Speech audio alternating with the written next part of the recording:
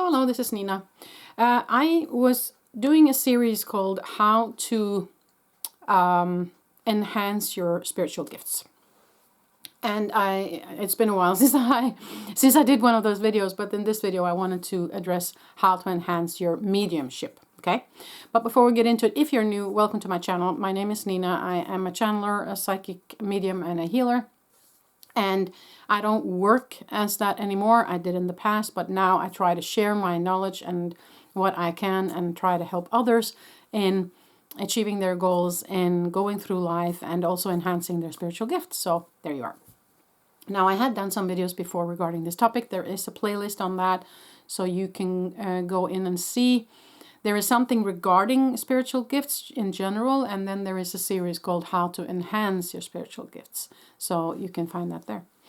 So today we're going to talk about mediumship. Now, first of all, I have to say, when it comes to the clairs, you know, our clairaudience, clairsentience, clairvoyance, claircognizance, we use the same clairs and we use the same senses when it comes to the physical form, whether we do psychic, mediumship, or channeling.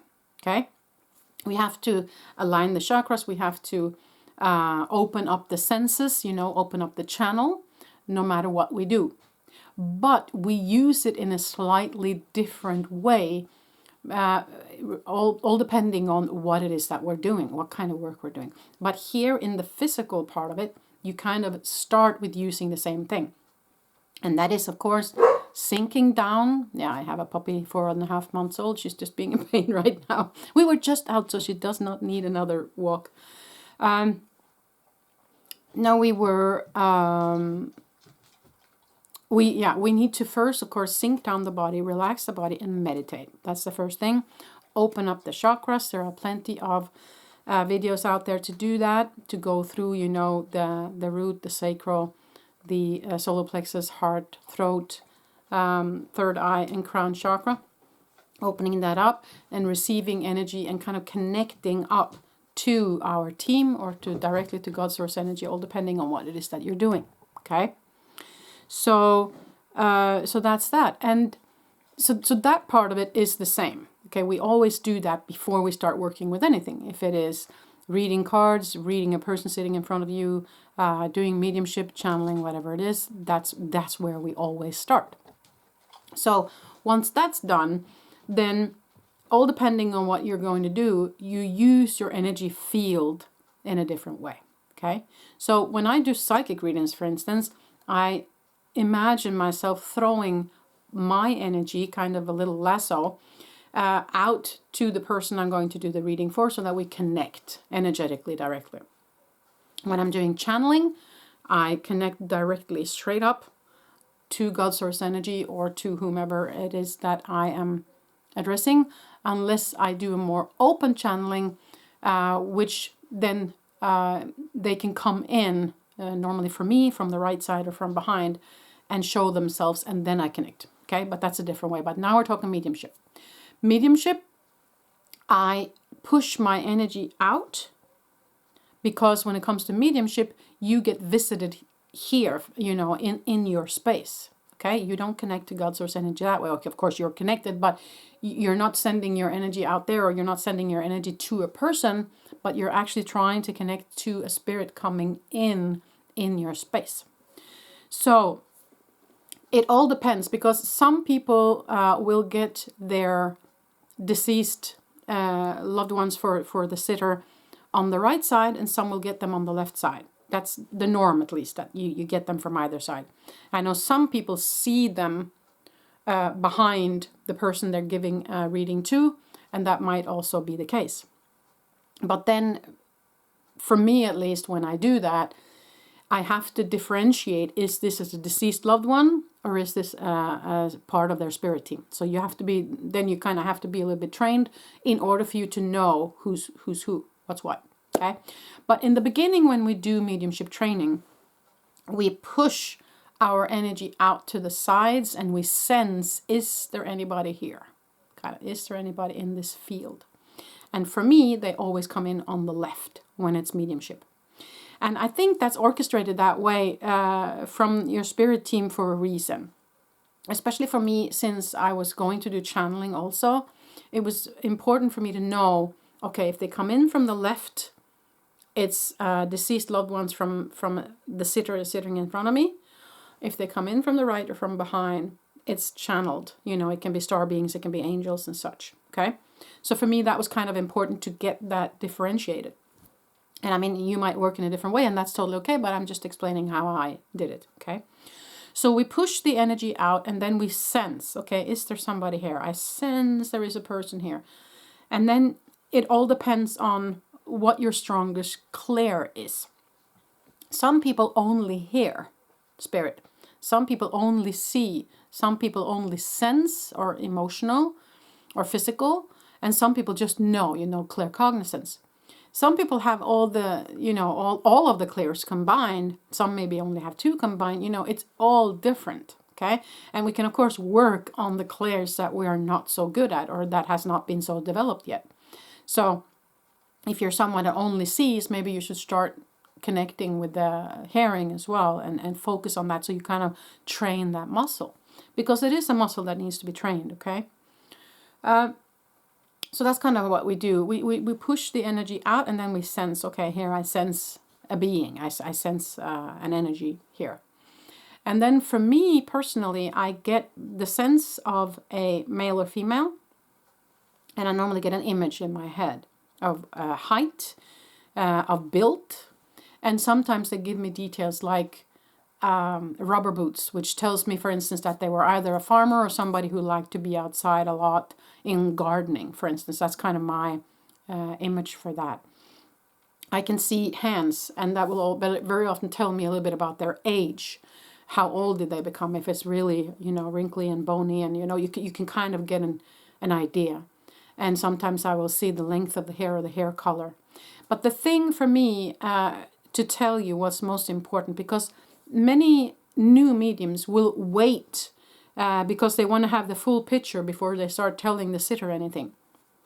That might be a mistake. It was for me, because the way spirit does it with me is that they only give one little information, and then they kind of wait for me to give that information, and then they give the other. So it kind of comes little by little information. So if you are doing it and you sense that there is a male standing next to you, and then you sit there and you wait, okay, a male, it might not be any more information coming, and then you might give up. Okay, so what you need to do then is just to say what you see. Okay, I sense there's an energy here. It feels like it's a male. And then the new information will come, probably. Okay, so that's how I start, at least. I sense the gender of the person. I sense kind of how high, the tall they are. So then that's what I say. I feel like they're so tall. It's so built. And then sometimes I see details, like I said, hands or feet. Or sometimes they will show themselves entirely, and I can describe them more. Sometimes I hear a word or sense, an illness, or I'm being drawn to a part of their body. So I said, and then you have to just say exactly what you see. I'm being drawn to their stomach area, right? Don't try and interpret what kind of sickness could that have been then that he passed away from. I'm drawn to the stomach, maybe it's... No, that's not your job. Your job is to just say what you get exactly. It's up to the sitter to interpret. It's not up to you to interpret what you get, okay? So that's also very important. So you just, all the time, you just say what you get, say what you get, say what you get, and then the sitter would kind of acknowledge and feedback, give you feedback on who they think it is, oh yeah, that sounds like my grandfather, blah, blah, blah. And then they very often give what they worked with, or what they like to do, what they died from, stuff like that, so that the sitter can identify the person. And then they very often give an image or information about something that happened with the sitter recently, to show them that they are present in their lives, and to kind of show them what you call proof of survival, if you will. That the other side is real, that they have made it to the other side, that everything is okay. Because you can then tell them a story about something that the sitter has experienced recently, or it might be something that they have inherited, or it might be a memory that only the two of them can remember as proof, validation. And I feel like that's quite important. That part I feel like is quite important. Yes, puppy, I hear you. To make sure that is conveyed, so that they know that you have the right person, and you know that they are still a part of their life. And then sometimes also in the end of all this information comes a message. Now, not all mediums get a message per se. Sometimes the message can just be that, they have seen them in a certain situation, so they know that they are with them, and that's kind of all they needed to know. But sometimes there might actually be a certain message coming through. And we always, I guess she's hearing somebody outside, I'm sorry. And we always try to put it on a positive spin or a positive experience, okay? So we never share anything, about death or devastation, or we are not working as a, what do you call it, oracle in that sense. We are just conveying messages from a loved one to another loved one, right? So, but we stay away from doom and gloom, and we stay away from, you better get your things in order because you're going to die soon. No, we never say stuff like that. And the reason is, of course, ethics. And also, if there is a slight chance that you're wrong, you're going to mess up this person's life forever. So there is a huge thing about ethics when we are working both as psychics and mediums and channelers, okay? And you need to know right from wrong in that sense. My puppy's going totally wild. She's never done this before. I don't know why. Maybe it's something that I'm doing. Anyways. Well, it's a good thing that she's telling people that she's here if somebody's outside the house. Anyways. Yeah, no, yeah, so that's kind of the main way of doing the reading itself when you're doing a mediumship reading. Now, how can you work on it? How can you get better at it? Well, the only way to get better in mediumship is practice. It's the only way. You can't sit at home by yourself and do mediumship. You have to have another person there, or else it won't be mediumship. Then it will be channeling. So you have to then either invite friends or maybe friends of friends who you don't know so well, because it's easier actually to do a mediumship reading on somebody you don't know so well. So that's one thing. Another thing is participating in workshops, participating in courses. If there is some place close to you that has mediumship training or development group or something like that. And if you don't have anything in your area, maybe you should start a group where you just invite people to your home and you start practicing on each other, okay? But then it's important maybe not to invite the closest friends you have where you know all of their deceased loved ones, because then it might be the head talking instead of the mediumship. Yeah, I've never seen my dog go so bonkers before. I don't understand what's happening. But anyways, so then start a group development circle and invite people over and start working on it, because that's the only way to really work that muscle, is to just start doing the work. And that's basically it. Yeah. And of course, there's lots of YouTubers that you can watch, on how they do the work. And there is books to be read about mediums, different mediums, and what they have experienced, how their journey has been.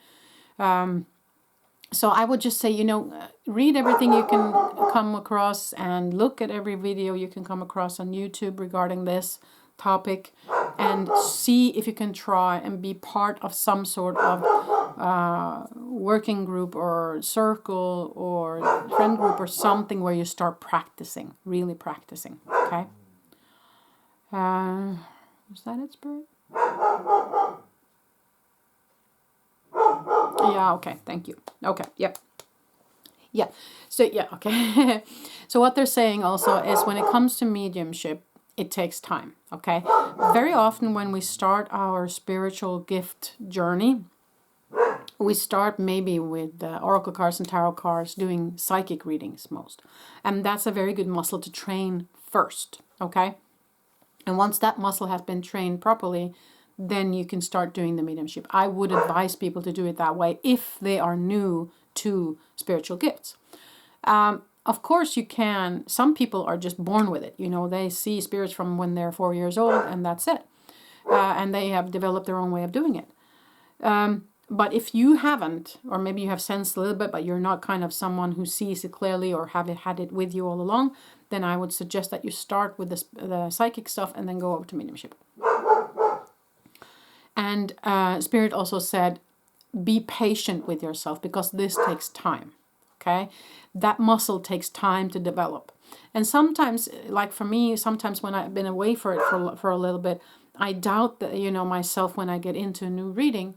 But I do experience that it's almost like bicycling. You know, once you know it, you know it. But of course, it's good to keep that muscle going. I would also say that the more you can keep that muscle going, the easier maybe it will flow. But it's not like once you have had it and then you lose it because you haven't done it for a while. Then it's just a matter of getting back on the bicycle or back on the horse or whatever you want to say and just start doing it again and it will come back to you. So I believe that was it. If you have any questions regarding mediumship, then feel free to pop those questions down in the box below and I will answer you. And here comes my puppy who is really funny today.